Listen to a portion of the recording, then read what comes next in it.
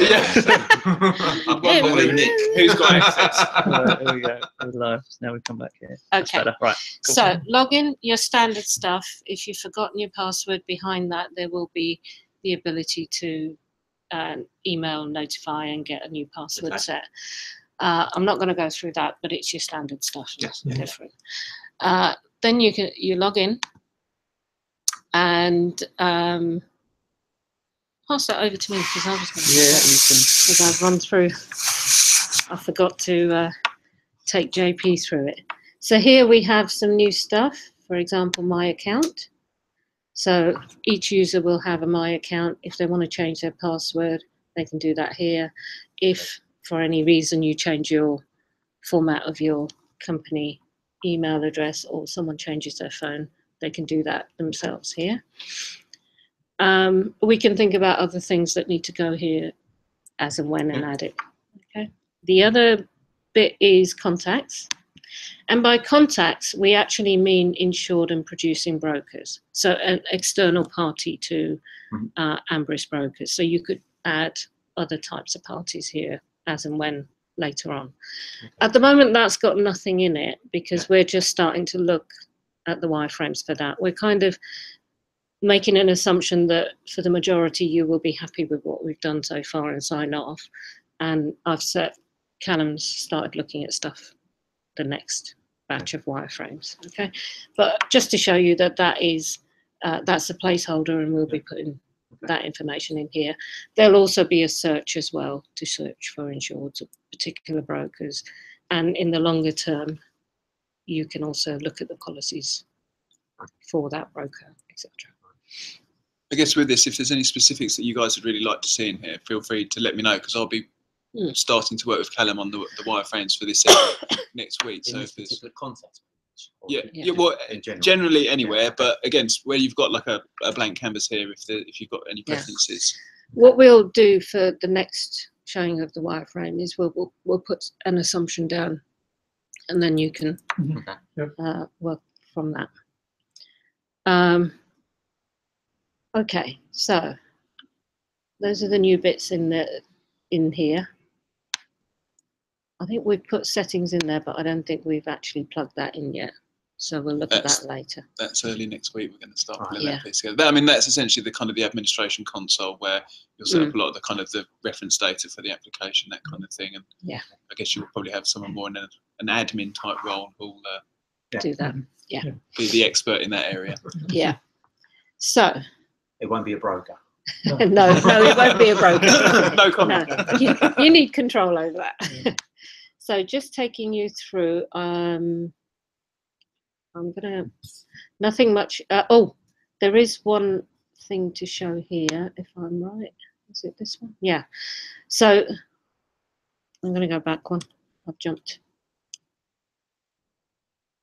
No, let's go back. I've jumped too far. Right. Submission. Here, we're going to use the address facility like Google search. We sent you an example. Hopefully you were okay. Again, it's about typing it in. Okay. I thought I sent a link, but it's quite a smart little plugin where essentially you guys start typing an address and it does like a Google lookup and it will start refining down a list of. It's as you showed us on the Viper. Yeah. So that'll be the same, and then it'll also allow you to manually type it in if for any reason we can't find it, the exact address. So that bit I don't think was there last time, but correct me if I'm wrong. Which bit? This address This is bit. the expanded out view, I think. The expanded out view wasn't there, I think, last time. So we've looked at that. Then I think everything else is the same. We're going to have it closed up. Yeah, so start up closed. You can start typing. So if you've got the address, you get the list, and then once you've selected one from the list, it'll open up fully like this, and you'll be able to see it. Yeah, I think Nick's. The spacing on the view there. Yeah. That's more of a design thing, isn't it? Yeah, we'll close that up as we go. Oh, between the boxes. Yeah. Right. Okay, fine. Yeah. So that we'll tidy all up the spacing and stuff like that as we go. So, but do raise them as you see them. Yeah, that's fine. That's all the same again. Right, so on risk details, we have added that bit here. Yeah. So that's what it's looking like now, the risk information section. Yes. The brokers just said the other day that normally we just show CAD without the dollar sign. Okay. Do you want that removed? Minor point, yeah. I mean, Lloyd's officially, when you have a slip, you put CAD, USD. They just want the ISO code, don't they? Yeah. Okay. We can note that.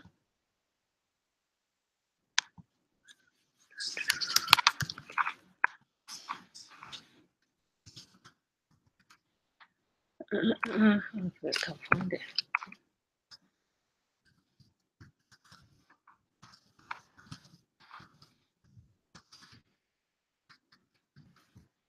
Yeah.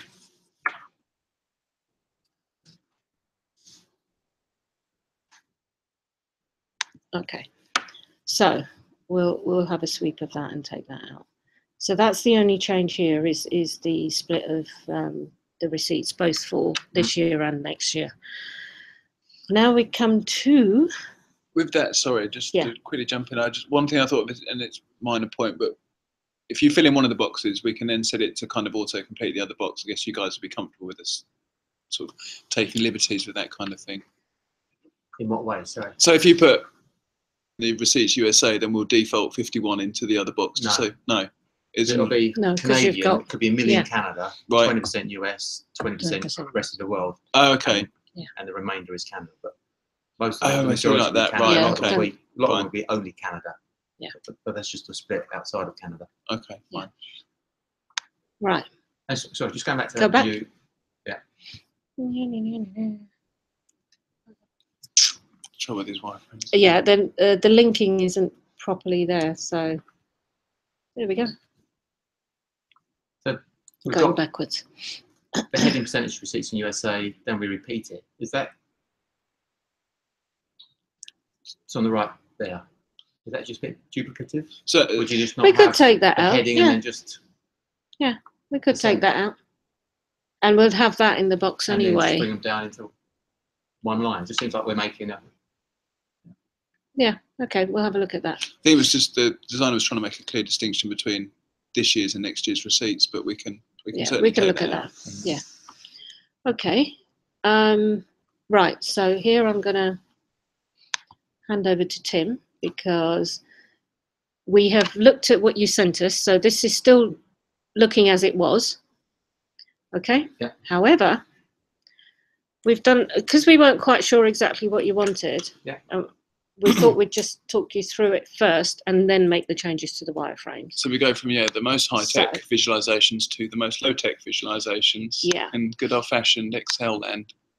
Yeah. Just to make sure our interpretation is correct. Yeah. So apologies for the low-tech. Okay. Do you want to talk through that? Yeah. So where you see the kind of the outline around the text there of the kind of like the sections on what you would normally expect to see on the wireframe. So we'll have the top section of the screen is going to be the limits of liability, and it's going to be the same as the wireframe is showing, and then we'll have that general aggregate limit piece at the bottom. On this, we just wanted to check with you if there is a qualifier for that limit, or it's just if it's just a limit. It's just a limit. Okay. It's just a limit. So we just delete that comment. Nil. Yeah, so we'll default it almost to nil, and then we'll allow. Yeah. We try and get nil every time, but sometimes the underwriter will say no on this particular class. I want to aggregate it. Yeah, in which case, class that there's a risk of having multiple losses throughout the year. Okay, that's fine. We the other discussion we had the other day actually, which is around number formatting. I've assumed that we want to see decimal places, but the sort of size numbers we're looking at normally decimal places don't matter. So your preference is to just no decimal places yet. No, that's fine. Okay. And then carry on. The next section we're going to have is the standard exclusions of coverage. So we've taken the feedback that you sent through to Pika the other day. Extensions. And this is how we sort of plan to set them out on screen. So the formatting is the same, where you've got the actual extension, the qualifier, and then the currency and the limit. Where these are non-amendable, do you literally just want it to be a read-only text box for that financial amount, and there's no way the user can change that?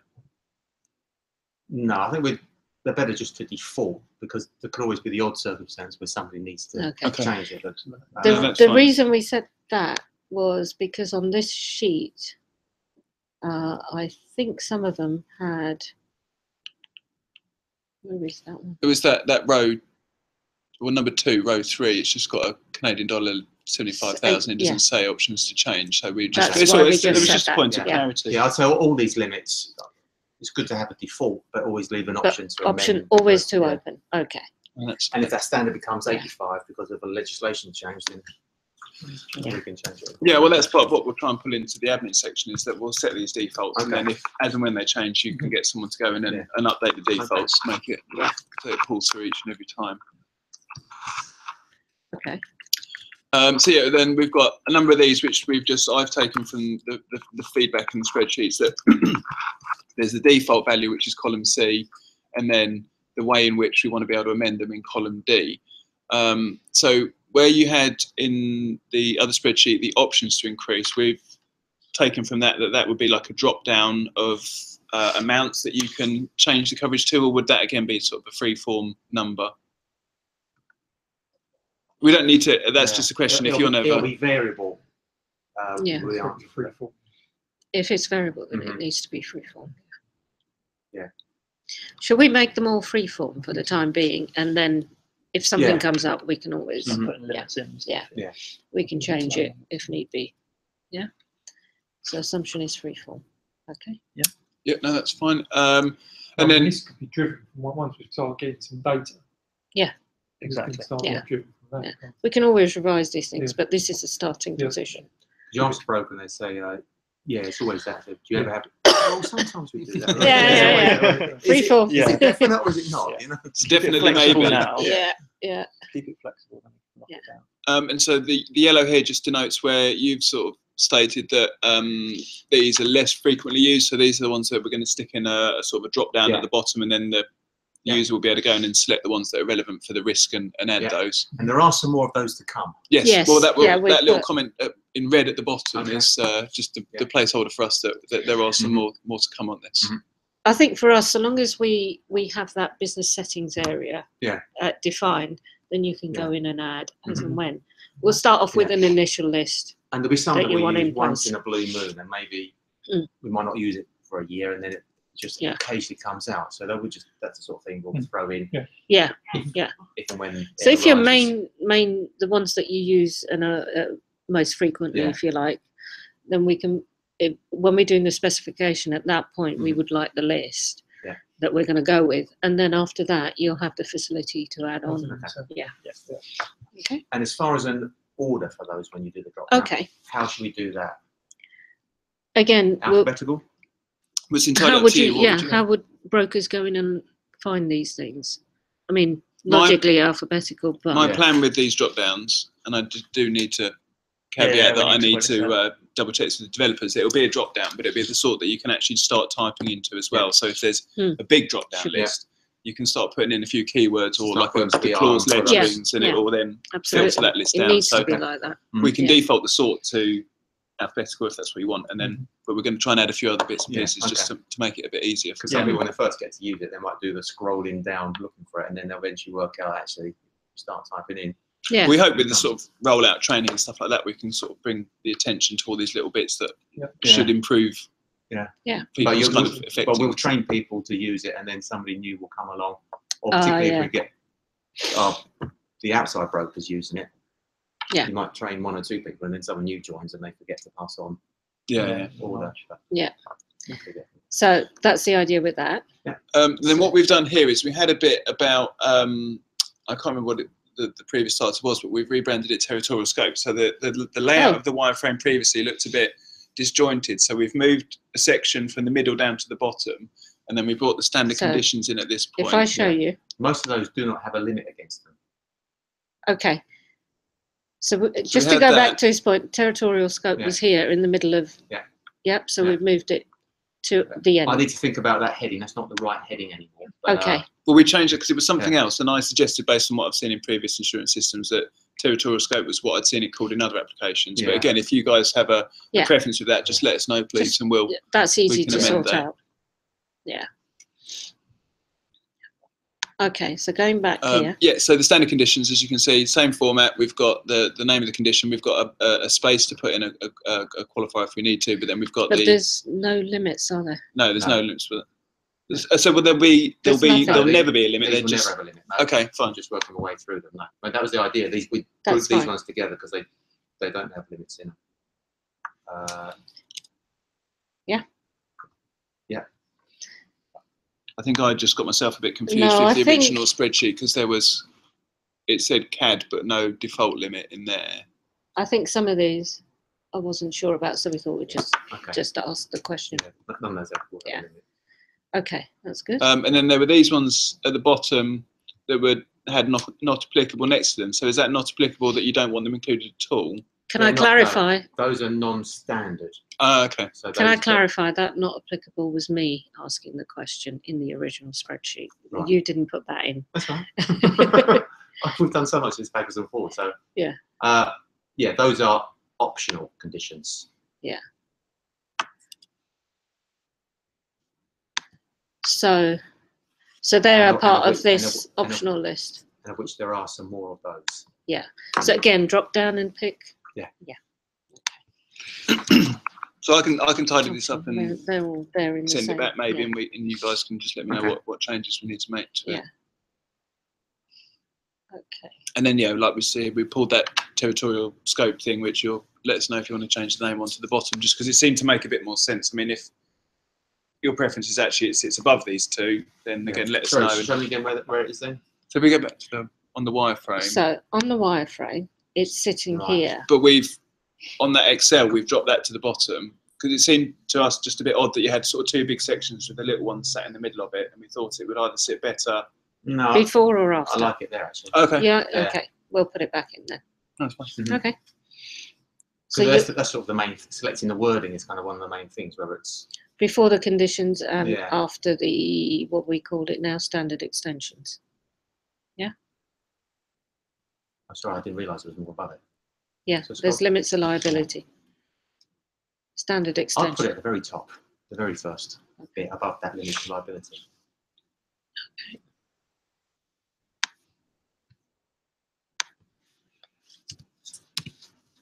You know what? I'm not going to put it here. So I'm writing all this down so I can add these. I was just thinking we've got a lot of work on the screen, so we'll take, rather than putting the odd comment here and there, we'll do it as a whole piece. Yeah. Okay.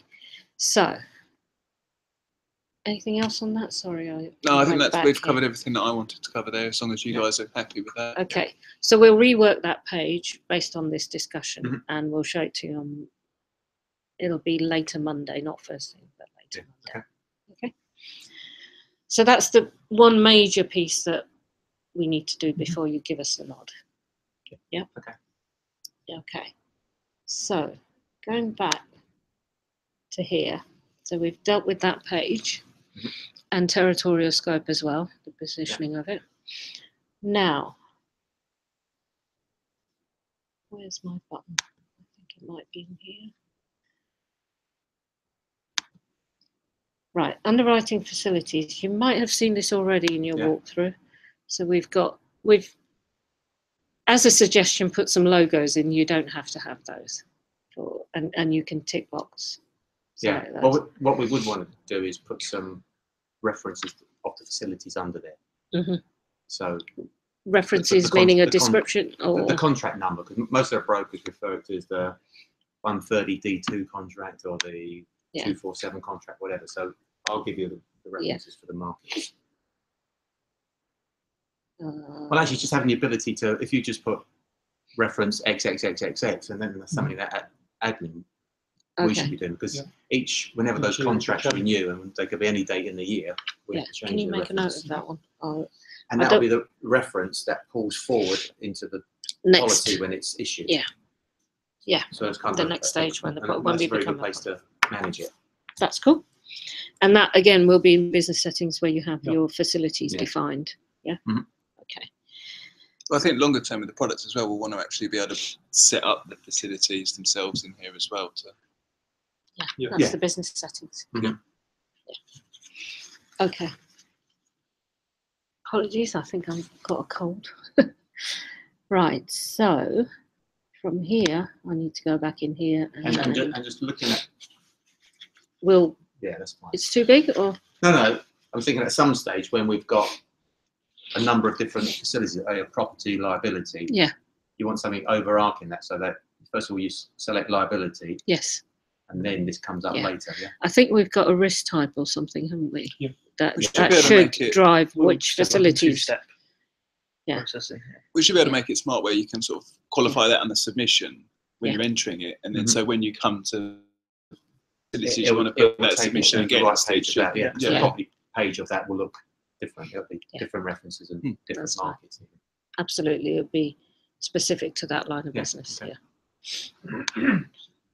Okay, so I'm not going to step you through all the versions of this page, but what we've done, and I realised, I think it was earlier in the week, that we talked about having a short title for a version, so you could quickly see what that was about. Okay. I haven't had time to give Callum the example, so he's just put in some Latin, as developers do. Designers. Developers use Latin. There's just some standard. They always just copy it out of somewhere and put it in, so it doesn't look like real text. I don't know. Absolutely nothing, probably. But yeah, what you will have the ability is to give that a short title description, so it's easy to see what that is. I mean, looking at that the other day when I explained it, demo to the brokers, we were a little bit confused that it wasn't. Just looking at it, it wasn't totally obvious what the versions were. Yeah. So we'll just run through that again. Right. So ABC Underwriters, obviously, it's whatever we're doing with that facility. Yeah. So when you first select ABC Underwriters as one of the underwriters that you want to present this risk to, it will create a base version 1 quote with just the details you put in under submission, no changes. You might then go in and edit that version because for that ABC Underwriters, you know that there's specific things that are not acceptable. So you can go and amend it from the base version, and that will create a 1.1. Right. Okay, this one will be hidden, but just for the purposes of demonstrating, we've just left it in there. Okay. This one will be hidden, and you'll only see 1.1 unless you choose to show everything. Yeah. Okay. And then the other thing you can do is a requote. Yeah. And a requote will keep 1.1 and create a 1.2 because you want both. There's significant difference in terms. So basically, 1.1 as opposed to 1. Yeah. Yeah. So 1.1 is the requote of 1. Yeah. Requote of that's like if different underwriter wants different conditions or. Yeah. But if say you did 1.1 and then actually you need to do another version of it, what does that get called? Another version of 1.1. Yeah. That's a requote, and it will be called 1.2. No, you did one.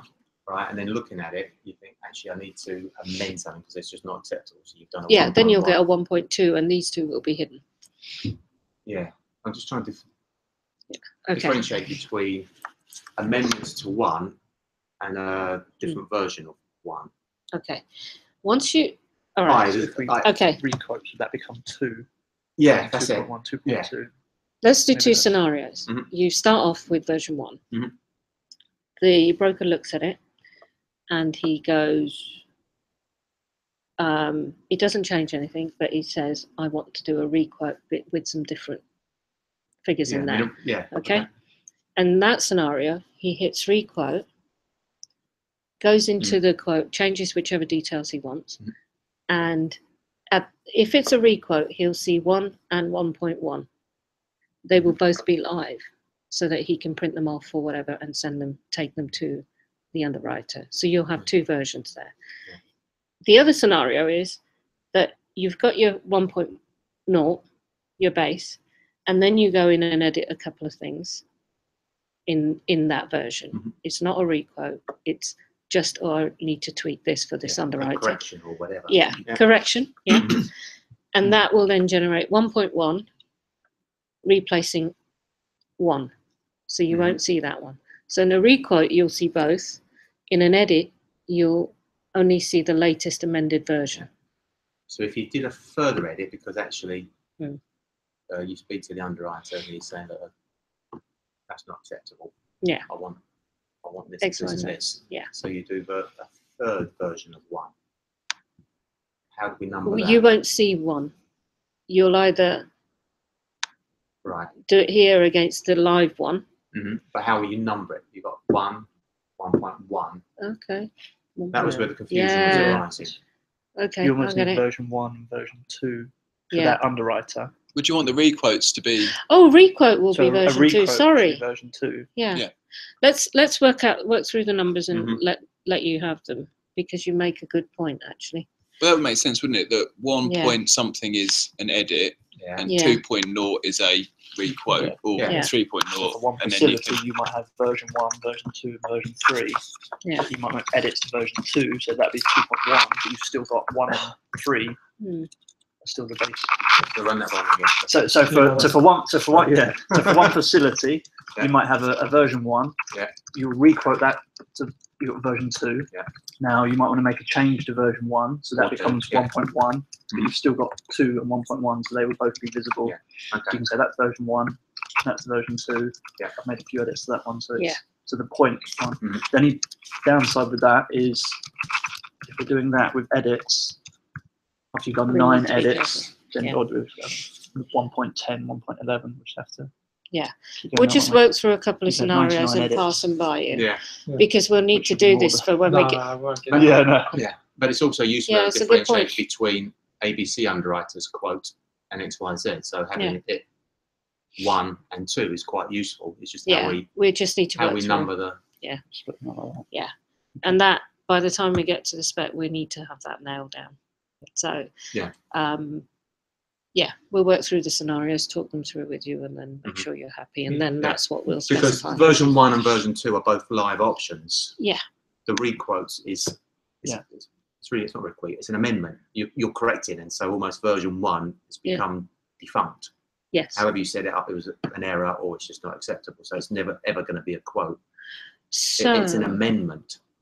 Okay. So it's always an amendment, a requote. No. You've got 2 things. You've got an amendment and you've got a requote. So a requote is a version, an alternative quote, a different quote, and both remain live. Yes. But you do have scenarios where you're going to go in there and correct a requote. Yeah. Correct an original quote or a second quote. Yeah. It's really differentiating that. So you only want to ever see the current version of that. Yeah. Okay, I gotcha. mean, the other versions are really just for they're an audit trail. Audit trail, yeah. You almost don't want to view them because I don't want the broker pointing out because they were wrong. Okay, so that we can have that function here you don't really need. You just want the live ones to be shown. Yeah. Okay. All right. That's fine. Okay, we'll work up some scenarios, and we'll pass them by you in the next iteration. So I think if we just like JP's here, if we do requote increments the number to the left of the decimal point, and edit increments the number to the right of the decimal point. We'll work it out. To give you what you need. Yeah.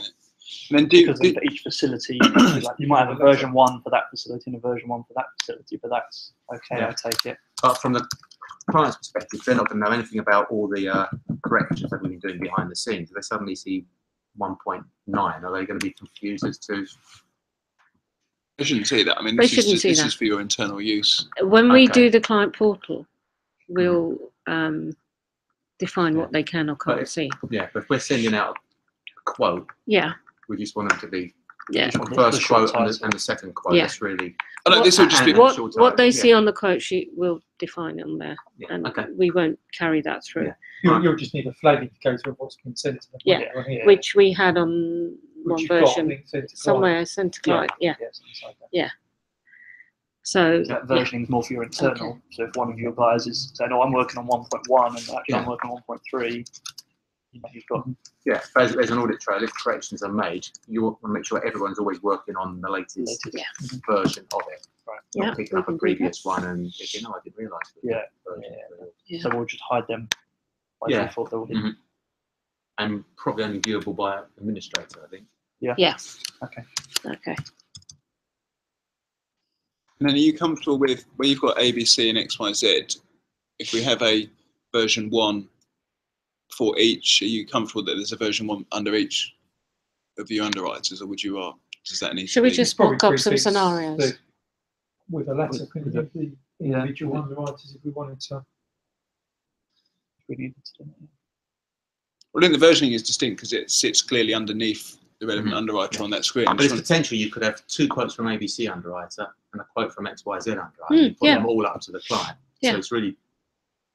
You could have more than but one. What you put to the client will be that short title, won't it? You won't show the versioning or the numbers to them. But actually, if it's just a short title, is that going to be the same title? Hang on. That's what we've got at the moment. It shouldn't say CCC on there. I'll take that out. There's obviously been a typo going on. But that's the quote sheet now. Yeah. There is no. It's just when if we're emailing it, as you say. In the email, we need to do so that. they can see that's a quote for a 5 million limit. That's a quote for a 2 million limit. So would you just send? You would send the best price, regardless of who it's coming from. You wouldn't send to. Yeah, it's almost irrelevant to the client who the quote's from. It's just okay. We've got 3 quotes, and these are the differences. Here's the different coverage, and what would you like? Yeah. They're not going to say, "Oh, well, I'll take the most expensive one because that's from his cost." That's not the way they're ever going to. That hang on, let me see. That was. Forwards. What you done? That's me. Sorry. Me and Apple. So it's a distinct learning curve coming from the insurance world, where it's only ever been Microsoft PCs for 15 years, and then been thrown at a MacBook. Yeah, we get there. We will get there. But not always in the smoothest way. I've never worked on a MacBook. I hadn't until Monday. Really? Yeah, and it was it's been really interesting actually, because I was like, oh, it's just hype and it's just arty people that think they're amazing, but I'm slowly but surely. I'm not going to say being one round, but I'm understanding why people wax lyrical about them. Okay. So here, just to remind you, when you can select more than one to send to the client. Yeah. And then you've got that. So you know what you're doing. You can pick as many as you want to send. Yeah, that makes a good point. That how do we identify each of them? So if if that top one, if we're going to change the version numbers like we've just discussed, that top one would be 1.2 for that underwriter. For that second underwriter, that could be version 1.2 as well.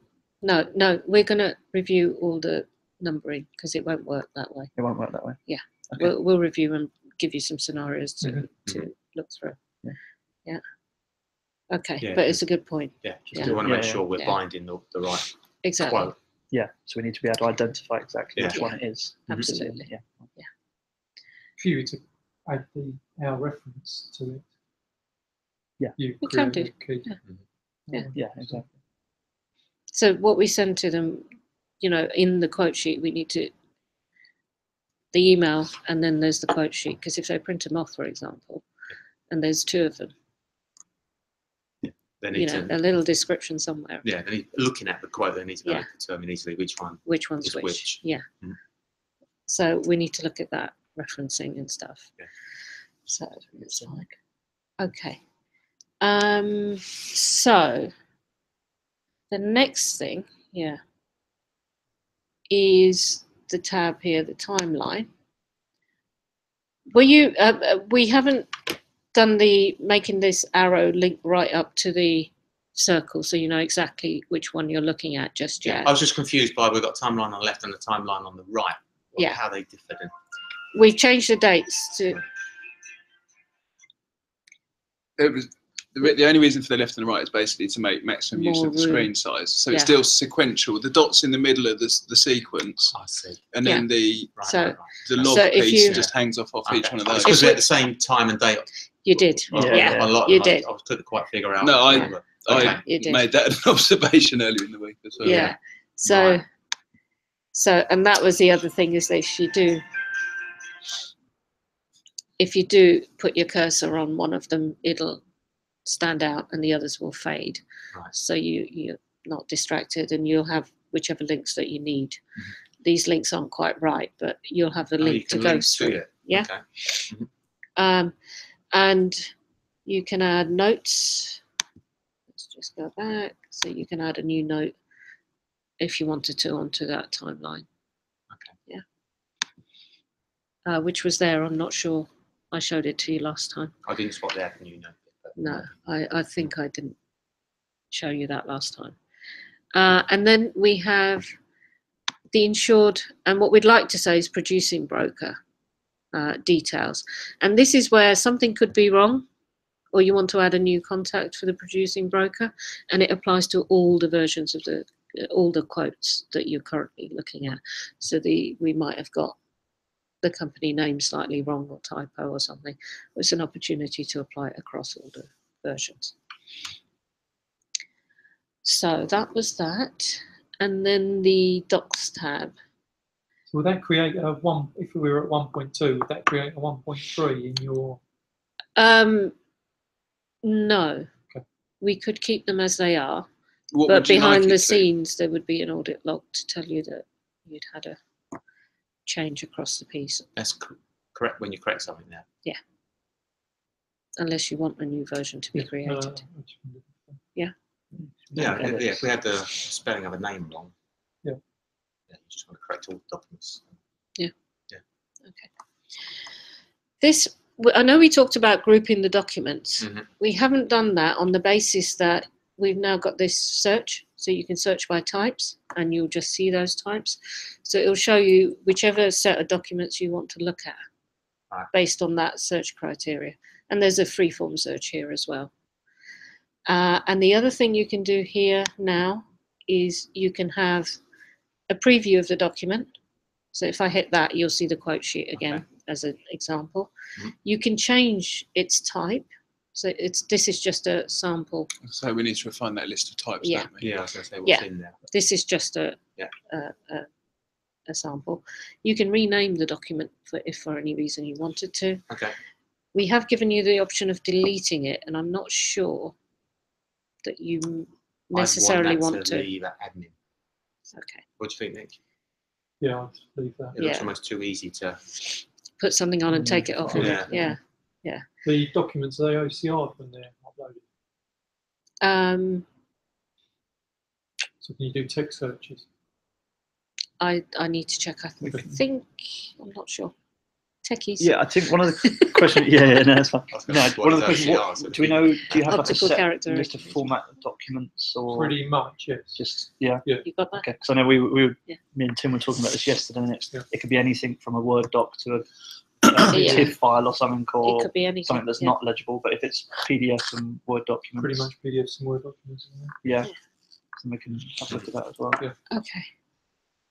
Yeah, because I think OCR would, like you say, it would be very helpful, wouldn't it? Yeah. As an addition. If you want to do a text search, you probably will.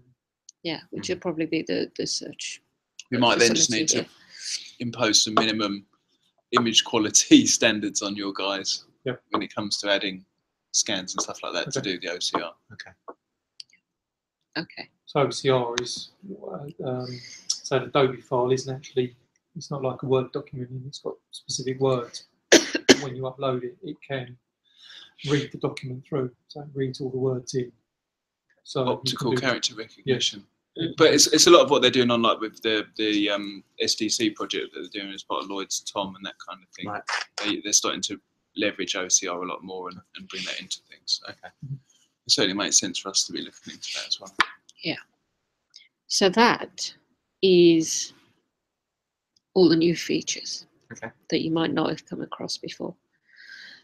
The idea that what we'd like to do is to get your okay on these, so have that baseline. Yeah, that workflow looks like what we want. Excellent. Yeah. Excellent. So then we can start doing the detail work on it, doing the specifications to get to a point where development can start. And I'll go through the plan in a second. And then the next part of the workflow is the quote bind. Yes. Yeah. Issue. Well, yeah. Not the quote, but the bind. The bind and issue. Yeah. So again, I'll go through the plan and you'll see where that is, and we can discuss if something's not in the right place. The thing we'll come back to you with on Monday is that limits and limits deductions. No, it's just limits, isn't it? Yeah. Limit screen, so that you're happy with what we've done now. I know we've talked you through, but to see visually what we've done. And then if you're okay with that, if you give us your okay, then we'll baseline it there. I know we've talked about versions and all of that, but we can do that as we're speccing and pass it by you. Okay, so that shouldn't hold us up to start that piece of work. So Monday, I'll come back to you with that. And if you could just drop us a note if you're happy to say, yep, happy to baseline these wireframes and then go forward. Okay. So moving on to, where are you, Plan? I think it's left of there. Oh, Ambris, there you go. Okay, so headliners here. Before I expand it, I have broken up the phasing. Phase 1 is general liability. Okay, so phase 1. I've broken that up into various stages, so groups of drops of development. Okay, and if I look at it as if we go all the way through and launch at the end, so that's renewal, endorsements, the works, it comes out at the launch date as end of April. So, hang on, I'm giving you the bad news first. Okay. Yeah. First drop into UAT for you guys to start looking at end of January. Okay. Wow. So there is another version, which is slightly better news, which is that around stage 4, and I'm just giving you highlights, we'll go through it in a minute. Around stage 4, which is endorsements and renewals and so on, I know we've discussed that they are lower priority. Well, endorsements we need from day 1 because you can find something the next day as an endorsement, but renewals, renewals you can wait a bit. Yeah. So we could have a launch around phase 4, okay, which has endorsements in it, but I can look to move that around, and we'll talk about the dates in a minute. So we could do a launch earlier than April, and I think it comes out about Feb, but that's without the endorsement, so I need to factor that in. All right, so going through it, we're about here. So I've said Monday is our milestone for saying, yep, the wireframes are fine. And then the plan shows that we start working on some of the other things like the business settings, which you will need in order to, that's why that's come next rather than all the other things. Quotes and insured views, we've already started working on those, although the plan says we won't start till Tuesday. So where we can bring things in, we will, but I don't want to change the plan because in fact, there's some contingency in there as a consequence. We'll look at the contact screen, which we've already started. You've seen the shell of it. The dashboard. So the idea with the dashboard is we give you several drops of the dashboard. So initially, when you're looking at submissions and quotes, we will do some stats on that, on the operation, how quickly things are going, what numbers are going through, who's doing what kind of thing, who's got what stack of work. So we'll do that as a first drop. Then when the policies come in, when we bind, then the policy stuff, then renewals, then endorsements. So you kind of get an operational view building up. Okay, so that's the initial one. And then we do a stage 2 sign off just about the middle of December, in a couple of weeks' time. Yeah, that's our target, because Christmas and people being away starts hitting everyone really. So the aim is to get that second stage of wireframes done middle of December, a couple of weeks' time. Then we have, oops, I should expand this as well. Oh, sorry. If I just finish the wireframes, stage 3 is firm order notification and bind of the policy. So we start that in the new year and doing the wireframes for that. If there's an opportunity to do it earlier, If we're going at quite a reasonable pace and we can bring that in earlier, we will. And we'll start doing a draft and then talking to you about it. And then there's policy list and view details. So this is searching for a policy and then looking at the policy details. All still in the wireframes. Yeah, I'll go through the, yeah. This is all wireframes.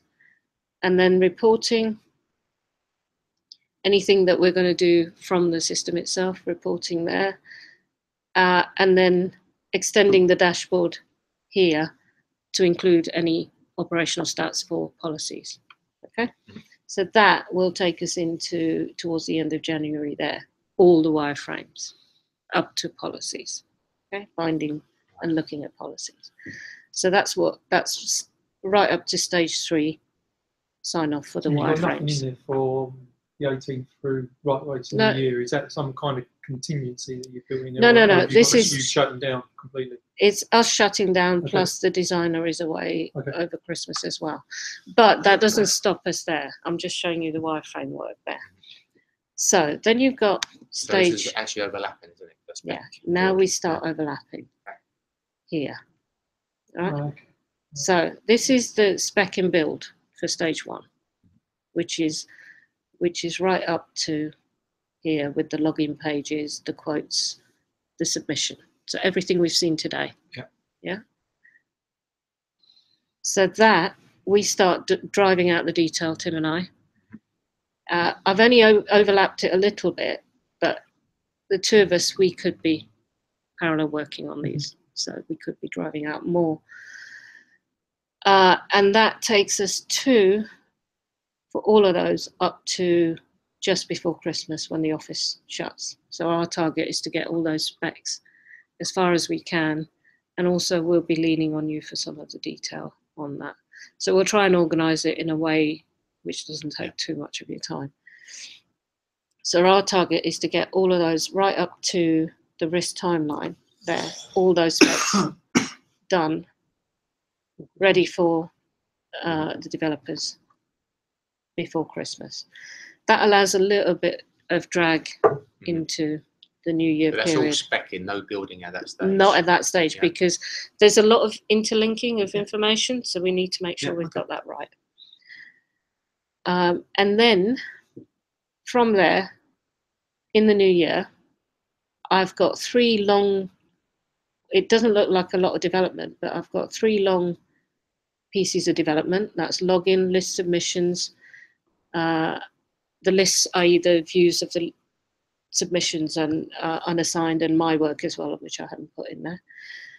And then the submissions bit. So right up to the bit where you say, I've put all my submissions in, I want to go and quote. The reason for that amount of time is instead of putting in setting up environments and setting up all the technical stuff that they need to, we just said it's in that long.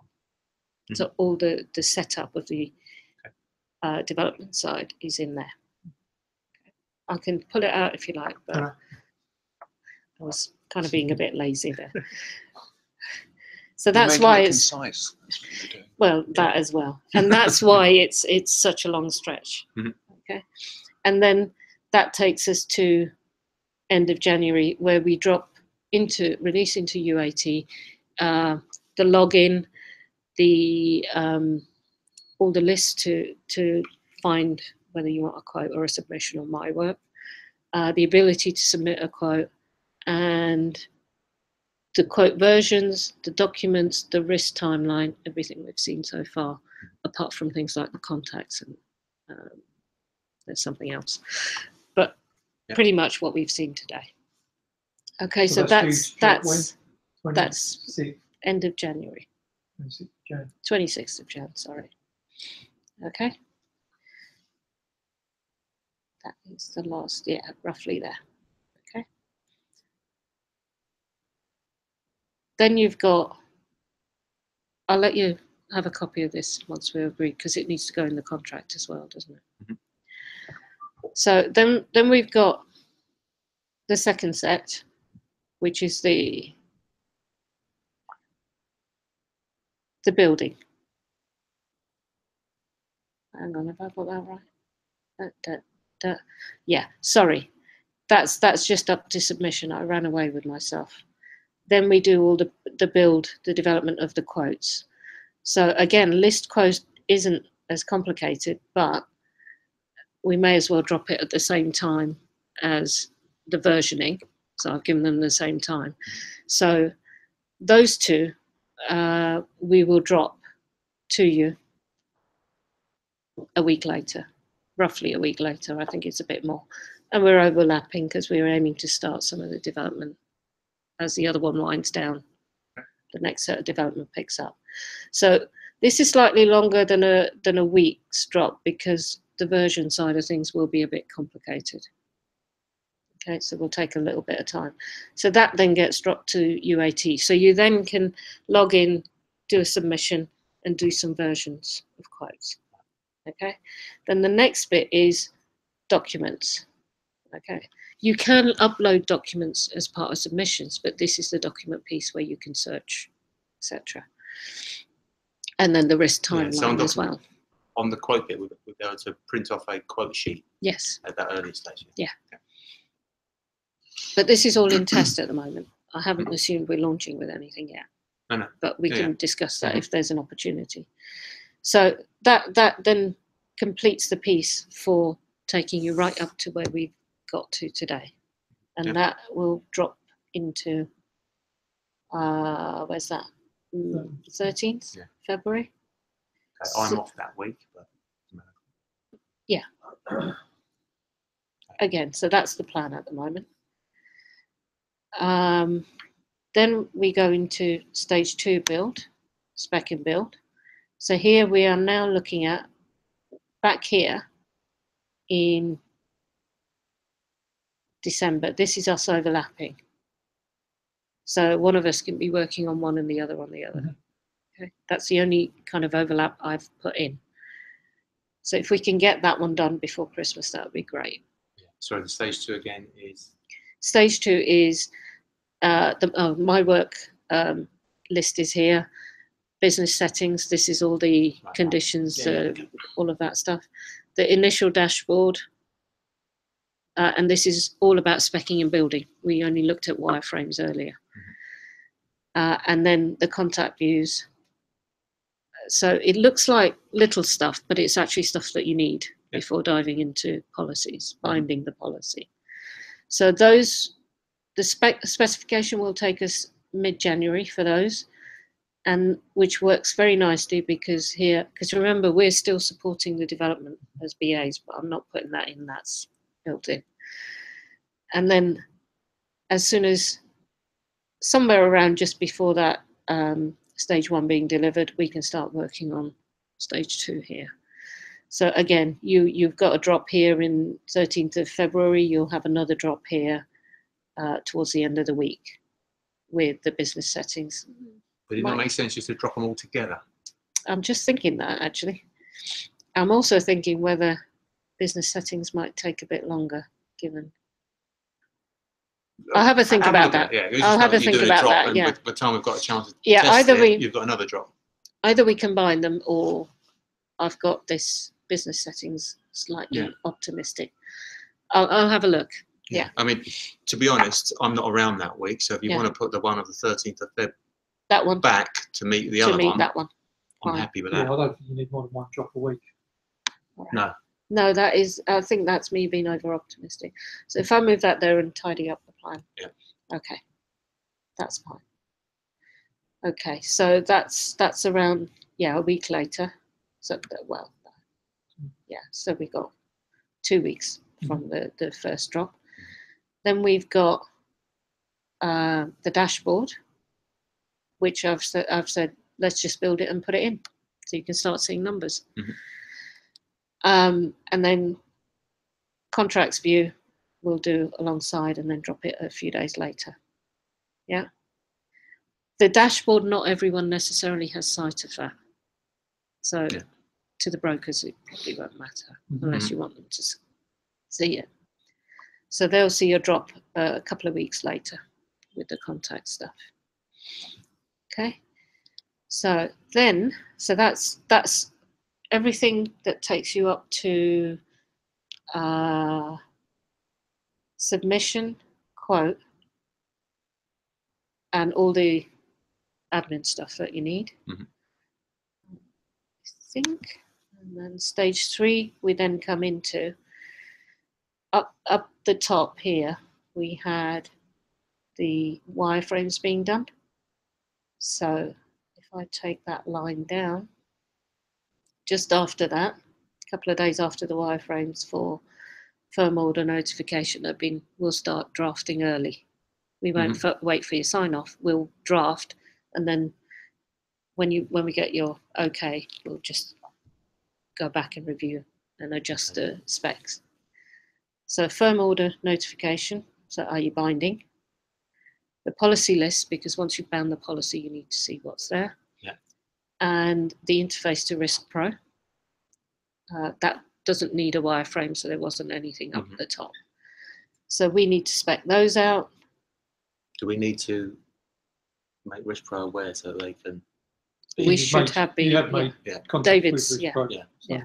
David's been talking to them. Yeah, no, just so they're available at that time to test something or to. We'll sort something out well before we drop something in. Sure. Yeah, because that's true. I'll find out firstly where David is at with their discussions, because we're not sure whether it's an API or a files that we send them. So all that needs sorting out. Yep. Have you guys got a dev environment of the Risk Pro system that we'll be able to plug into? Yes. Fine. Okay. So that's where we get to there. So about beginning of February, we should have done all the specifications. And then as the guys finish the previous development, they start these 2 pieces of work. And again, at the moment, what I've said is the bind piece and the policy list and view needs to go together. So they'll be dropped in together. And then a week later, we'll do the Risk Pro interface. Yeah. It's possible we can get it in on the same drop, but I'm not going to assume that. It may be that it works out we can do it in the same drop, but again, I'd rather be pessimistic. Then this is the area where I mentioned earlier. Premium bordereau should be in stage 3, so I will move that up anyway. And endorsements I'll move up into stage 3 as well. Yeah. So what stage 4 will become is renewals and any other reporting that we want and any other extension on the dashboard that we want.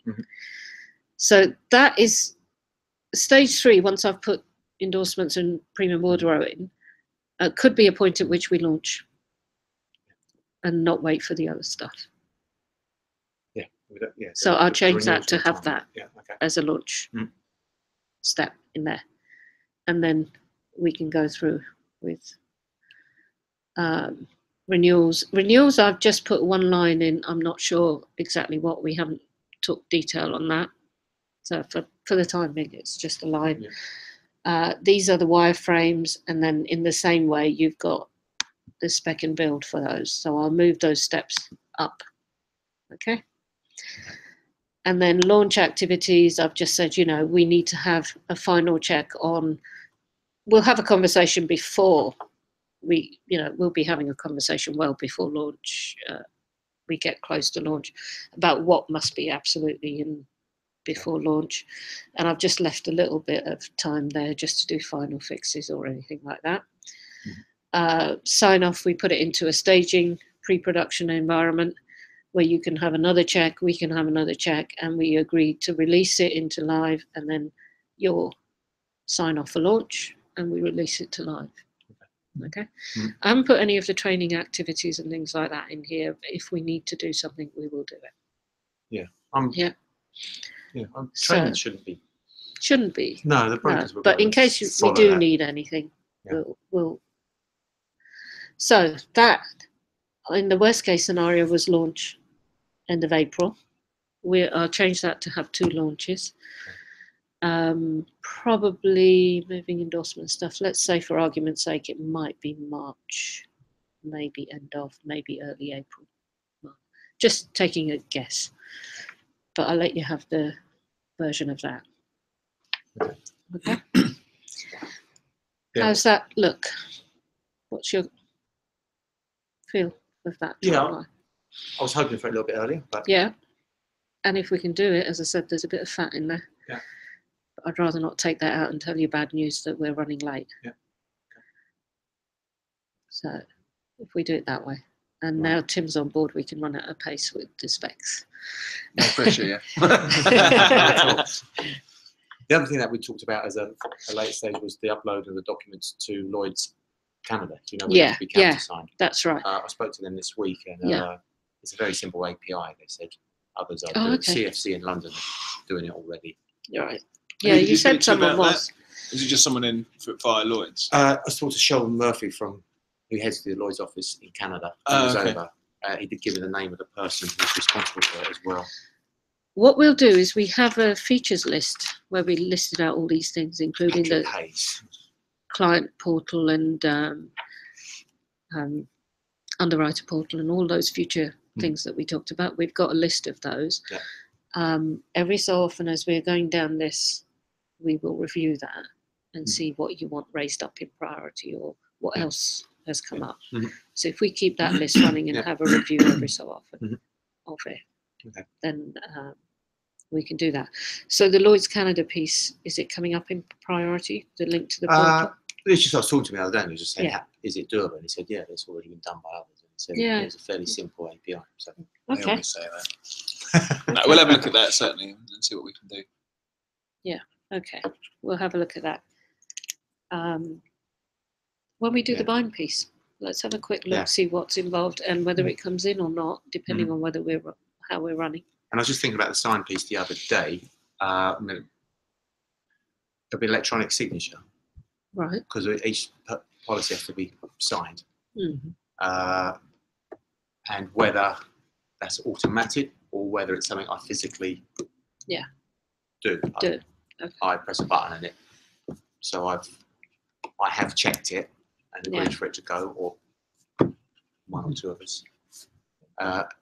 As the Viper system in the US, it just automatically prints it with my signature on it, and it gets checked before it gets sent out. Right. Yeah. Just wonder what your thoughts were on.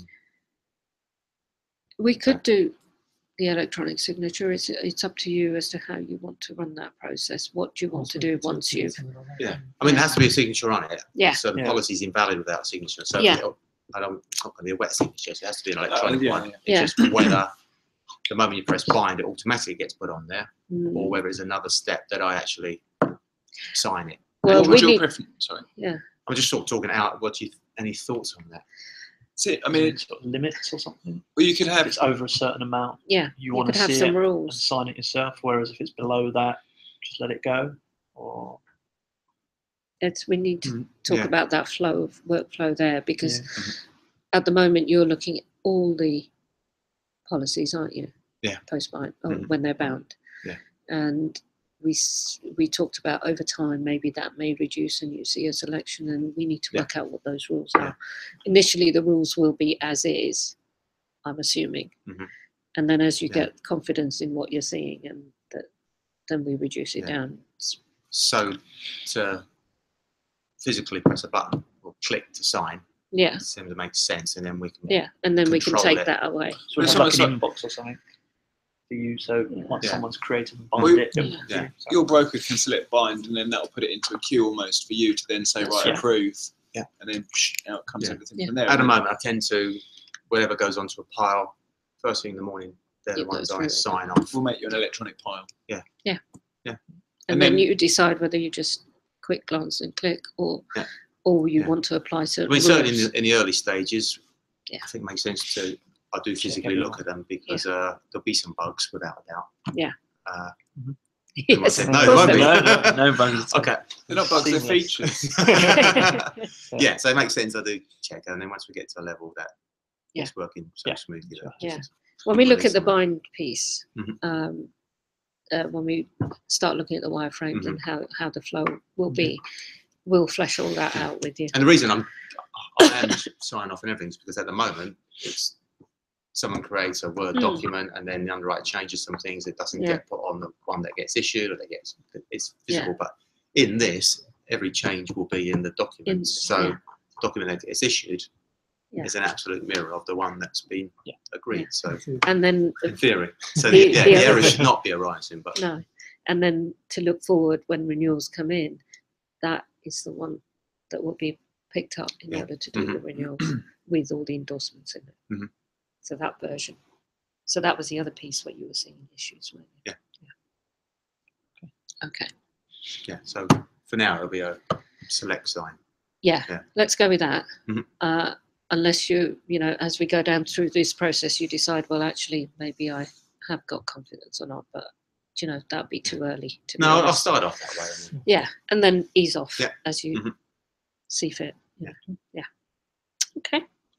So. If I make those changes, and it's only at that stage then it gets released to Lloyd's Canada for its countersign. Yes, that's right. Yeah. We went through the process, didn't we? We'll pick that process back for bind and then walk through that. Right. Okay.